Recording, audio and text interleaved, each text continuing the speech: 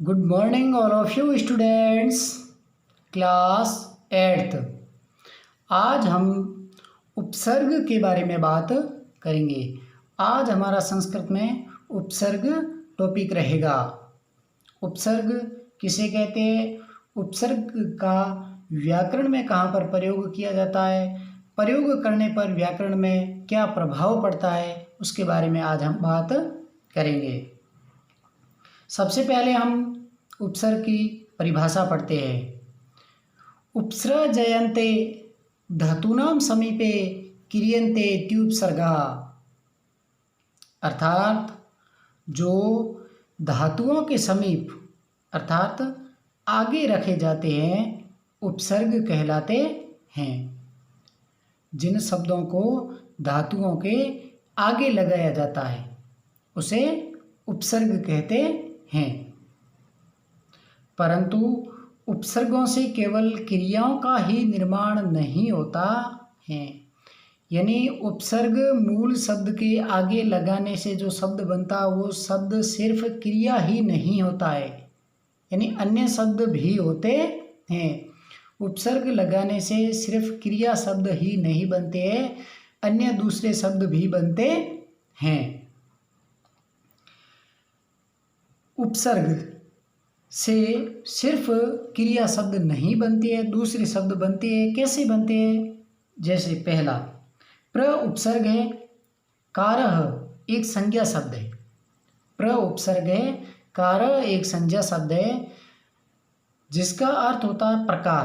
प्रकार यानी भेद, भेद यानी भाग, टुकड़े। तो प्र उपसर्ग लगने से प्रकार शब्द बना, वो क्रिया शब्द नहीं है, यानी अन्य शब्द है।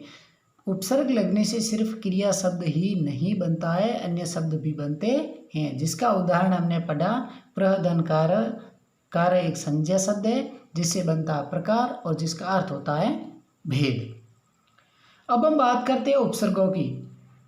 संस्कृत भाषा में उपसर्ग कितने होते हैं? उससे पहले उपसर्गों का प्रयोग होने से मूल शब्द में परिवर्तन हो जाता है।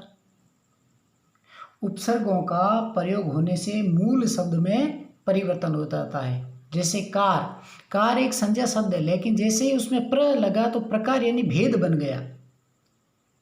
कार शब्द का प्र उपसर्ग लगने से उसका अर्थ हो गया भेद, प्रकार हो गया यानी भेद हो गया। तो मूल शब्द में क्या हो जाता है? परिवर्तन हो जाता है। मूल शब्द में परिवर्तन हो जाता है। अब हम बात करते हैं संस्कृत भाषा में उपसर्ग कितने होते हैं।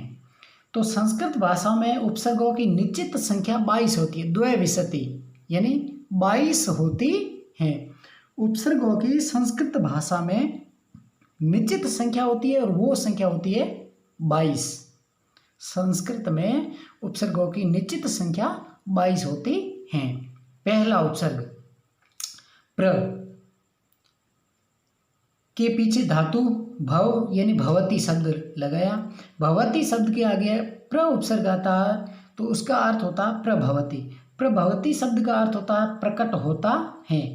अब भवती शब्द का अर्थ है होता है, प्र उपसर्ग होते ही प्रकट होता है, यानी भवती शब्द का अर्थ जो परिवर्तन हो गया।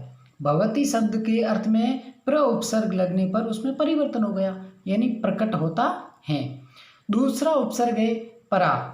परा धन जयते, यानी परा उपसर्ग जयते शब्द के आगे लगा तो शब्द बना पराजयते। पराजयते का अर्थ होता है पराजित होना, पराजित होना, और जयते का अर्थ होता है जीतना। और परा उपसर्ग लगाते ही जीतने का अर्थ में परिवर्तन हो गया और पराजयते, पराजयते का अर्थ होता है पराजित होना। तीसरा है अप उपसर्ग। सरति शब्द के आगे अप उपसर्ग लगाने से शब्द बना अपसरति। अपसरति का अर्थ होता है दूर हटना, दूर हटना।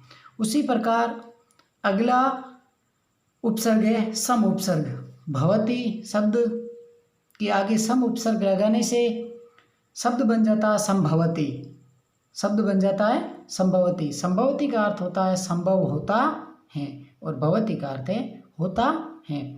इस प्रकार उपसर्ग आगे लगने से मूल शब्द में परिवर्तन हो जाता है।